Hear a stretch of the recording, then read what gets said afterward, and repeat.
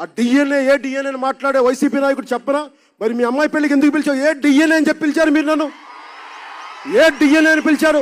ఆ రోజున తెలుగుదేశం ప్రభుత్వంతో విభేదాలు లేవే నాకు? తెలుగుదేశం పార్టీని సహకారం ఇచ్చిన తర్వాత విభేదాలు రాకముందు అప్పుడు మీరు నన్ను ఎందుకు పిలిచారు? మీరు భయపడ్డారు.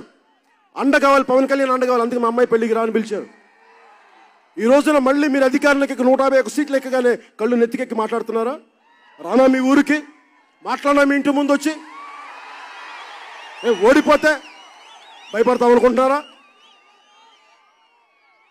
అన్నదమ్ములకు ఒకటే చెప్తున్నాం, నీ ఆశయం కోసం, మన భావజాలం కోసం, ప్రజల కష్టాల కోసం మీరు ప్రాణాలు తెగించే శక్తి ఉంటే మనల్ని ఆర్మీ వచ్చి ఆపలేదు, గుర్తుపెట్టుకోండి. అలాంటిది వీళ్ళంతా, వీళ్ళ స్థాయి ఎంత, వీళ్ళ సత్తా ఎంత.